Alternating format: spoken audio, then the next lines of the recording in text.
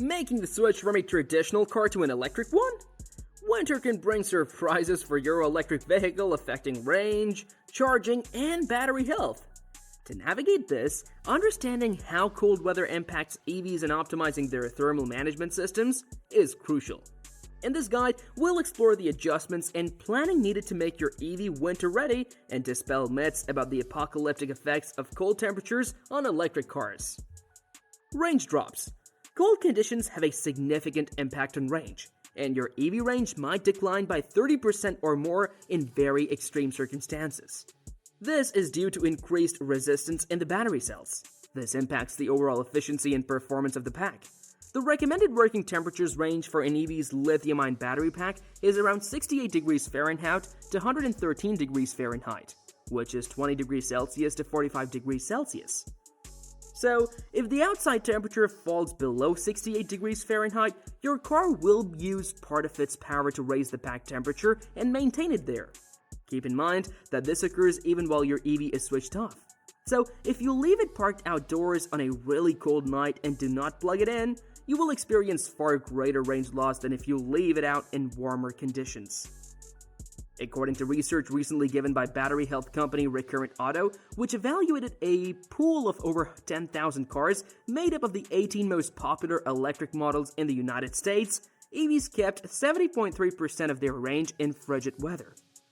Some automobiles did much better than average in this regard.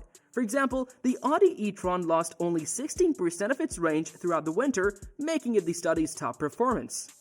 The poorest car in our testing was the Volkswagen ID.4, which lost 46% of its range under such conditions. Battery performance is reduced. Lithium-ion batteries, which are used in most EVs, do not perform as well in cold weather, particularly when temperatures drop below freezing. This impacts the battery's anode's ability to catch lithium ions, which tend to cover the anode's surface in a process known as coating. The majority of this coating wears off when the battery is used, but it does not totally disappear and will collect and degrade battery performance over time. You will notice a decrease in the battery's capacity, but capacity will also grow when outside temperatures rise and the lithium coating around the anode thins.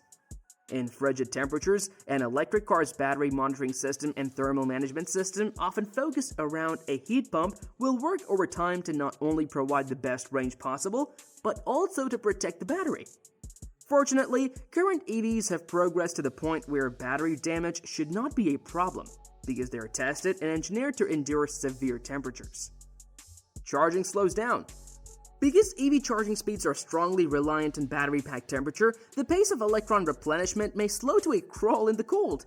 Matching your EV's summer charging speed statistics in January might be tough and will need extra planning. Many EVs have a distinct option to inform the car to precondition the battery and ready it for charging. However, in others, this is done automatically if you've chosen a fast charger as a destination. Once you've selected a charger from the navigation system, your EV will recognize that you want to plug it in and will begin to boost battery temperatures in preparation for charging. Check your user handbook to determine if your vehicle is capable of this, and then watch some YouTube videos to see how the procedure works. If you skip this step and unexpectedly put the car into a DC fast charger with a cold battery, you will only obtain a fraction of the promised charging speed. This may help to explain the Idaho National Laboratory's findings that EVs might take up 3 times longer to charge in the cold. The study also found that this varied widely depending on where you lived. EVs users in the northern United States or colder places with harsher winters in general were more likely to have lengthier charging periods. Regenerative braking is limited. The degree of regenerative braking provided by your EV's battery is one of the most obvious indicators that it is not at ideal temperature. Some EVs can regen well over 100 kW back into the battery, up to 300 kW for the Rimac Navara and 290 kW for the Porsche Taycan, but if the battery is cold and unable to accept the power flowing onto it from the motors, the vehicle will simply reduce the rate of recuperation until the battery is warm enough to accept it. The amount of available regen will grow while you drive, or you may preheat your car remotely so that it is already at temperature when you start driving. In winters, always leave your EV plugged in overnight and arrange your departure time for the next day to ensure that the degree of regen you experience does not fluctuate much. Cabin heating saps more range. If you're transitioning from an ICE car to an EV, it may appear cold that you're not creating as much heat as you would typically. In a combustion car, the engine generates a lot of heat, more than enough to heat the cabin, and you don't consider how it affects efficiency or range as you do in an EV. The EVs with a heat pump will be able to recover some of the waste heat produced by the electric motors and other components, with that portion of it being used to heat the cabin. Nevertheless, the cabin's temperature still does not suffice in these conditions, and the astronauts need to turn on their resistive heater in order to keep the cabin warm on a freezing winter day.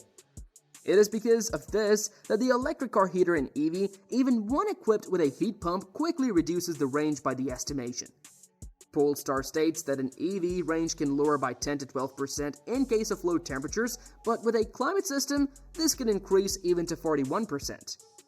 One way to overcome this problem with your EV is to adjust to using only heated seats and the steering wheel. Disabling ventilation helps the heat pump employ all the heat into the battery, bringing it closer to its optimal state and therefore the highest possible range. BMW is outfitting its iX flagship electric SUV with a radiant heating option, which includes infrared warmers in the armrests, door panels, and even the lower portion of the dashboard. This complements seat and steering wheel heating and encourages you to avoid using the ventilation systems and instead rely on radiant heating for comfort during winter driving. Ice buildup may block flush door handles and charging port door. Numerous EVs are equipped with front units, sometimes motorized, that pop up when a car is unlocked. This helps in reducing some air drag that occurs while moving, but at the same time making it look stylish and modern. These also result in ice accumulating on top of them, thereby making it hard to get inside. If the manufacturer does not give a specific way of taking ice out without messing up the bodywork, you may have to be creative and patient. The same is the case with the doors of charging ports, which seem to be of inferior quality for the ice that forms during winter. As winter tires hit the road, your range is affected as well. The winterization of EVs, which includes switching from summer to winter tires, is yet another factor that could lead to EV drivers in cold climates losing range. Tires with varying rubber compound and tread pattern will incur higher rolling resistance and thus decrease the driving range. In the winter, tire pressure is one of the most important factors as it varies due to changing weather conditions, and underinflation may further decrease fuel efficiency. What Michelin says is that resistance to rolling can reduce the EV's range by nearly 20%.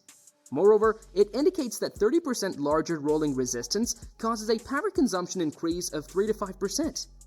A few tire fabricators, for example Michelin, Hankook, and Nokian, have manufactured EV-specific winter tires that are aimed at achieving a good balance between grip and rolling resistance.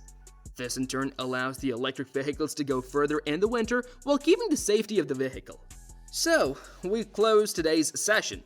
So if you think there's anything I skipped, or if you have any queries, just let me know in the comment section below.